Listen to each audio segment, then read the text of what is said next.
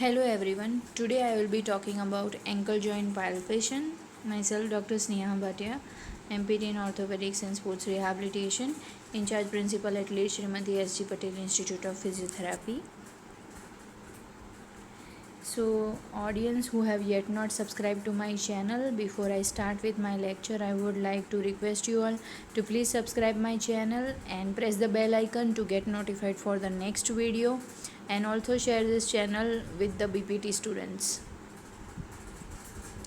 So, foot is palpated in non-weight bearing and long leg sitting position as well as supine position.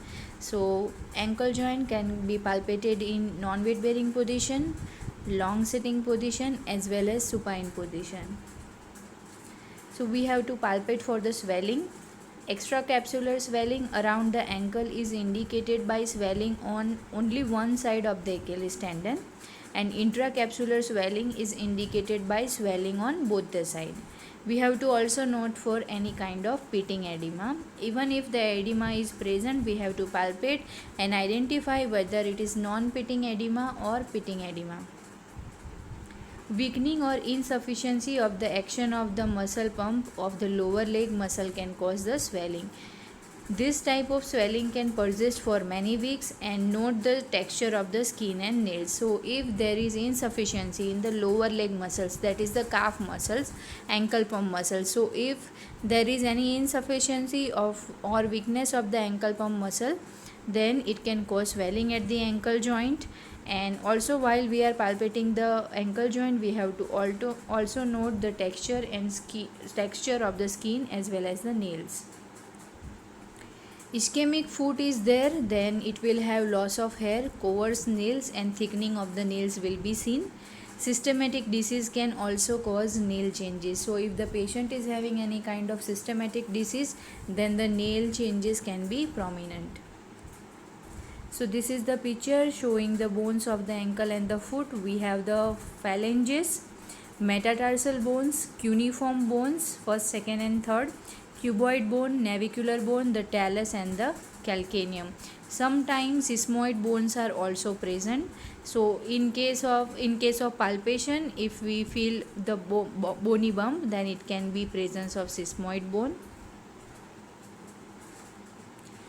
Palpation anteriorly and anteromedially. So we have to start from the medial side.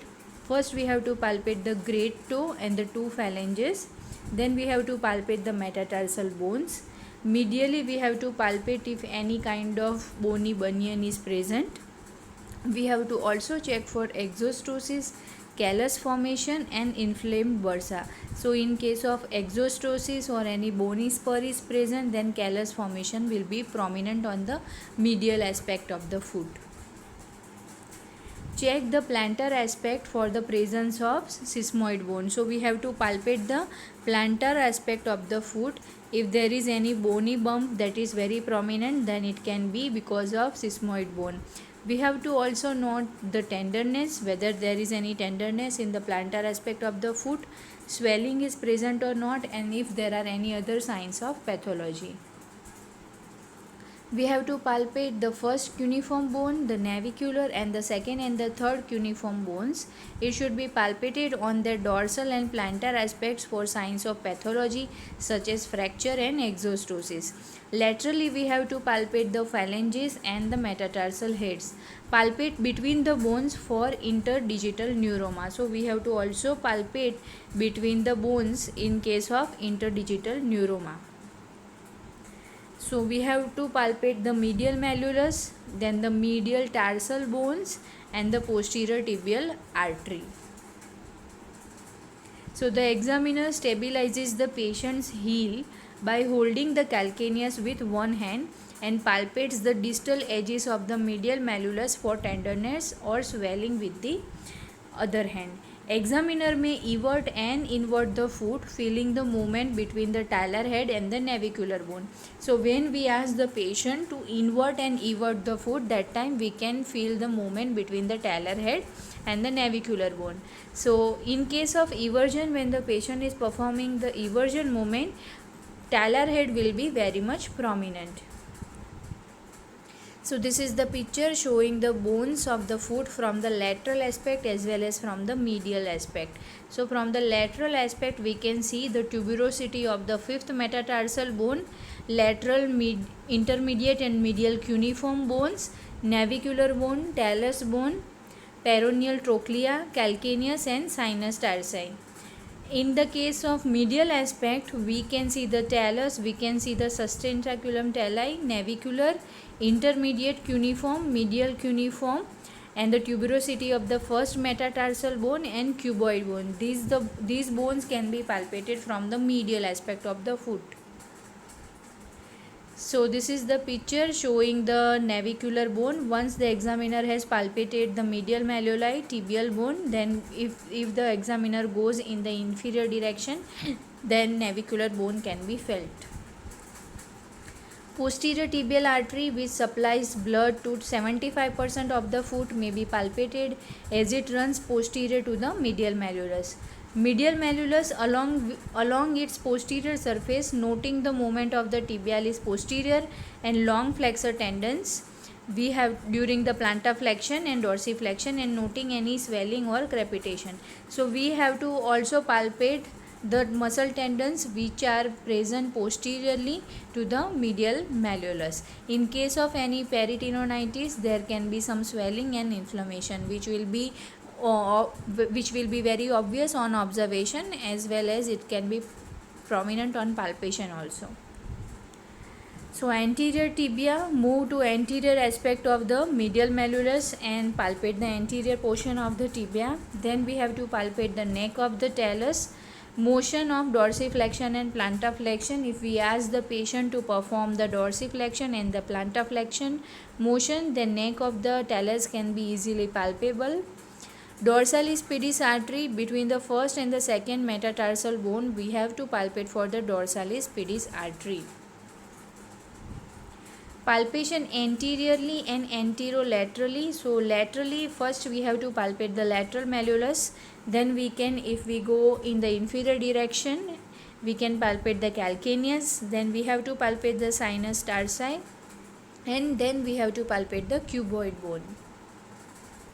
So the lateral malleolus is palpated at the distal extent of the fibula. Distal end of the fibula we can palpate for the lateral malleolus. Lateral malleolus, we can also palpate the lateral ligaments, that is the anterior talofibular, calcaneofibular and posterior talofibular ligament. It should be palpated for any tenderness and swelling. So as we can see in this picture, we can palpate the lateral malleolus first, and then we can palpate for the adjacent ligaments that are present. We have anterior talofibular ligament, calcaneofibular ligament, that is CFL, Achilles tendon is there. So all this ligament can be palpated along with the lateral malleolus. Sinus tarsi. Lateral malleolus, the examiner palpates its anterior surface and then moves anteriorly to the extensor digitorum brevis muscle, the only muscle which is present over there, and palpates carefully and deeply through the muscle. So a depression will be felt. So that depression will be the sinus tarsi. In sinus tarsi, tenderness in this area may also be indicative of a sprain to the ATFL, that is the anterior talofibular ligament. So if you are palpating the sinus tarsi, and then if the patient is complaining of tenderness over that region, it can be due to sprain of the anterior talofibular ligament. So this is the picture showing palpation of the sinus tarsi and the anterior talofibular ligament. You can see one hand of the therapist is stabilizing the forefoot and the other hand is over the sinus tarsi, and anterior talofibular ligament can be palpated in the sinus tarsi region. Also we have to palpate for the inferior tibiofibular joint, the tibia bone and the muscles of the leg.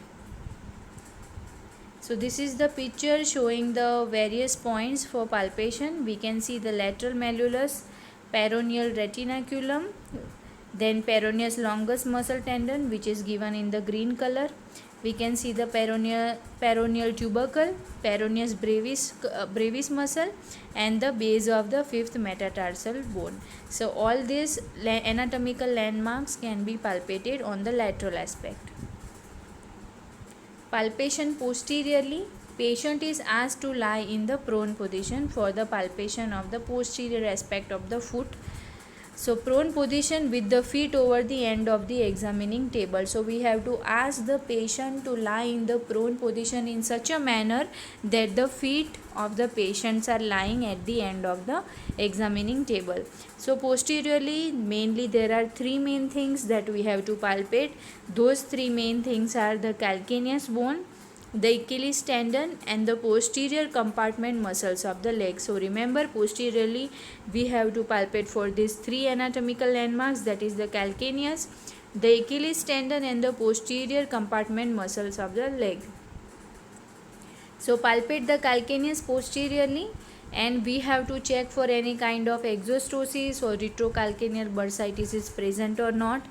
Calcaneal apophysitis is there or not. Examiner can palpate the Achilles tendon, noting any swelling or thickening. So in case of peritendinitis or retroachilles bursitis, there will be thickening and there can be swelling which will be palpated by the examiner, or any crepitation on movement is present or not. So we can ask the patient to perform the ankle plantar flexion, dorsiflexion, as well as eversion and inversion movement, and we have to check if there is any crepitation is present while performing the movement. Swelling caused by an intracapsular sprain of the ankle is evident posteriorly. Proximal to the Achilles tendon, the dome or superior surface of the calcaneus may also be palpated. Posterior compartment muscles of leg. So examiner will palpate the superficial, that is the triceps surae muscle, and the deep posterior compartment muscle. The deep posterior compartment muscles are the tibialis posterior and long flexors of the leg along their lengths for the signs of pathology. So in case of strain or any thrombosis, we have to palpate the posterior compartment muscles of the leg. So reference for today's video, I have taken the content from the book Orthopedic Physical Assessment, David Magee. So thank you for watching this video. If you have enjoyed watching this video, then please subscribe to my channel. Press the bell icon to get notified for the next video, and share this channel with your BPT friends. Thank you.